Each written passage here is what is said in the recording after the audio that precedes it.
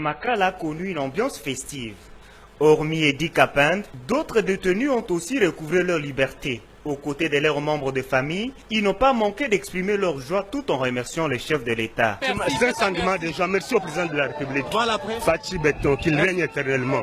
Merci. Je m'appelle Bernard Bahaya Maeshe. Oui. Je viens de passer 20 ans ici. Je rends grâce à Dieu.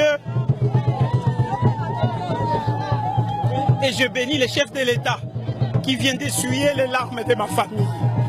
Merci. Quel âge? J'ai 60 ans. On a Koufati Menasek, 16 heures Mouzima. Je viens de passer 20 ans en prison, gratuitement comme ça. J'avais 33, 34 ans, maintenant j'ai 54 ans. La joie vraiment. Oui, la joie. Et je dis merci beaucoup au président de la République. Vraiment, c'était un envoyé de Dieu. Félix Tshisekedi, vraiment, il a été envoyé par Dieu. D'autre part, la population présente sur le lieu souhaite connaître la vérité sur l'assassinat de Laurent Désiré Kabila. Les finances. Je crois que je vais retrouver les montants qu'il a déjà reçus depuis qu'il est président du bureau d'âge. Mbosso a reçu 32 milliards 184 millions 426 000 francs congolais. Ça fait 18 millions de dollars. Il y a quelques semaines. Ouais, ça c'est le Congo-Brazzaville. Ah bah Congo précisément. Regardez l'eau qui coule. Est-ce que c'est vraiment normal? Allons-y seulement, le Congo-Brazzaville. Mais ça c'est la mort, ça c'est la mort. Mes frères. Vraiment, votons toujours, votons toujours, Inch'Allah. Vraiment, comme ça, là, qu'on vote toujours, qu'on continue à voter comme ça, là, vraiment. Qu'on continue à voter comme ça, vraiment, avec de l'eau comme ça, regardez bien, avec de l'eau comme ça. Vraiment, Tchad Mingi, vraiment. Oh! Mais ça, c'est la mort, vraiment. Ils envoient de l'eau comme ça, là. À la population, ils envoient de l'eau comme ça. Inch'Allah. Their voices soar in perfect four-part harmony, but they don't even think of themselves as musicians or even decent singers. We're not great.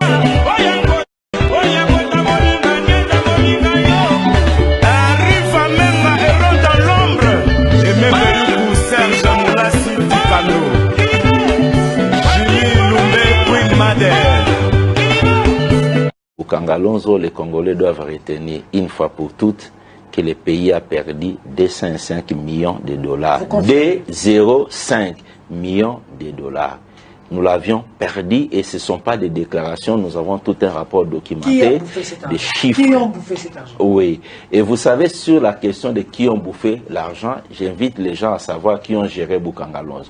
Qui ont conçu le projet Bukangalonzo, qui ont géré le projet Bukangalonzo, ce sont ceux-là qui sont responsables. Toutes ces personnes, parce que le dossier est déjà au parquet général près la Cour constitutionnelle. Je ne vais pas empiéter ou je ne vais pas gêner les parquets dans ces investigations. J'ai dit, c'est là qui ont conçu le projet Bukangalonzo et ceux-là qui ont géré le projet Bukangalonzo doivent répondre devant la République de 205 millions de dollars. Je répète, 2,05, puis vous dites millions de dollars américains que le pays a perdu.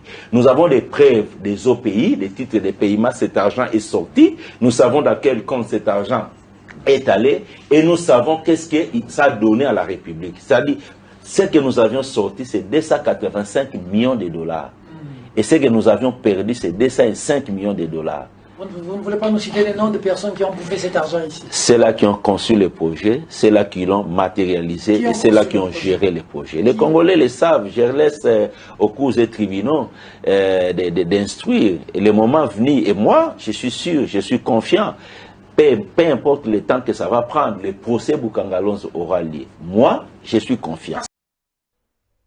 Peut-être bientôt, Joseph Kabila sera devant la Cour pénale internationale. Le partenariat canadien pour la justice internationale a écrit au procureur de la CPI pour lui demander d'enquêter sur l'ancien président de la RDC, Joseph Kabila, et le haut fonctionnaire de son régime pour de crimes présumés. Marcelin Chiswaka, commentaire.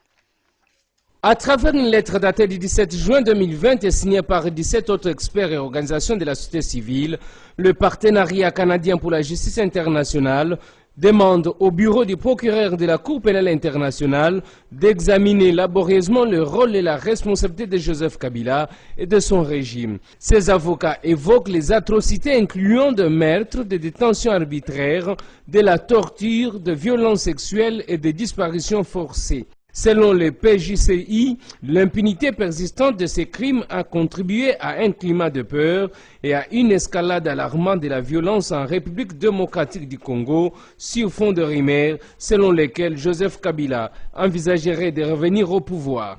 C'est dans ce cadre que ce groupe d'avocats invite la Cour pénale internationale à agir sans délai afin d'honorer son engagement de lutter contre l'impunité.